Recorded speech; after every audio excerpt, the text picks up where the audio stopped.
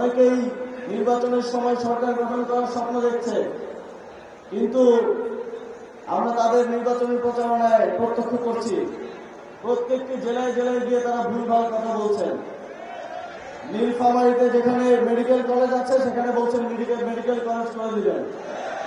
কুমিল্লায় যেখানে ইপিজেড 25 বছর ধরে আছে সেখানে বলছেন ইপিজেড করে দিবেন।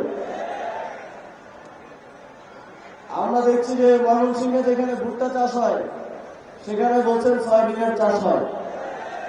আপনারা যেই দেশকে জানেনই না, এই দেশের কোথায় মানুষের কি সমস্যা, কৃষকের কি সমস্যা, মেহনতি মানুষের কি কি সমস্যা, সেটাই আপনারা জানেন না, তাহলে কিভাবে আপনারা স্বপ্ন দেখেন যে আপনারা এই দেশকে মুক্তি দিবেন? সুতরাং বাংলাদেশের জনগণকে সিদ্ধান্ত নিতে হবে, তারা কি দেশের অলি গলি থেকে উঠে আসা, রাজপথ থেকে উঠে আসা, গণঅভ্যুত্থান থেকে উঠে আসা নেতৃত্বের পক্ষে তাদের রায় দিবেন, নাকি বিদেশে আরামে আয়েসে জীবনযাপন করা আপনার আমার সমস্যার কথা যারা জানেন না তাদের প্রতি গণরায় দিবেন?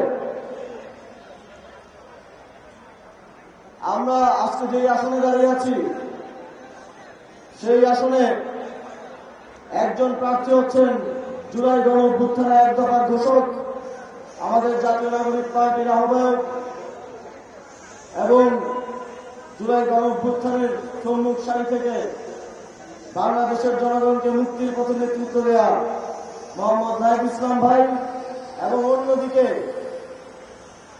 যিনি প্রার্থী আছেন তার অনেকগুলো নাম আছে, আপনারা আমার থেকে ভালো জানেন। একটা হচ্ছে ভূমিদস্যু, আরেকটা হচ্ছে চাঁদাবাজ, আরেকটা হচ্ছে মামলা বাণিজ্য করেছে না মামলা বাণিজ্য, আরেকটা হচ্ছে বিদেশি নাগরিক। আমরা দেখি জাতীয়তাবাদের কথা বলে তারা বিদেশি নাগরিকদেরকে মনোনয়ন দিয়েছে।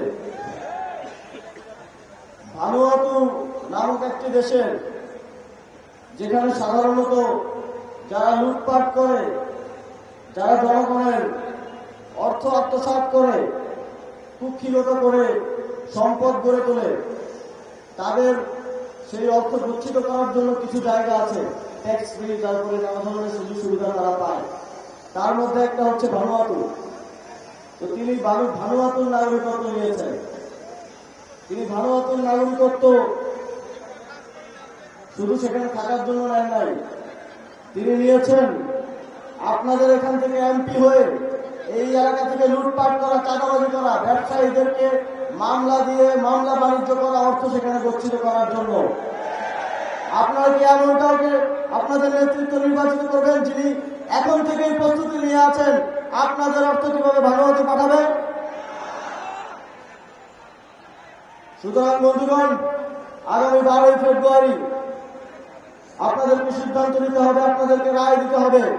গণতন্ত্রের পক্ষে, ইনসাফের পক্ষে, ন্যায়ের পক্ষে, আপনাদের মুক্তির পক্ষে আপনাদেরকে এমন নেতৃত্ব বেছে নিতে হবে যারা আপনাদেরকে নতুন বাংলাদেশ উপহার দিবে।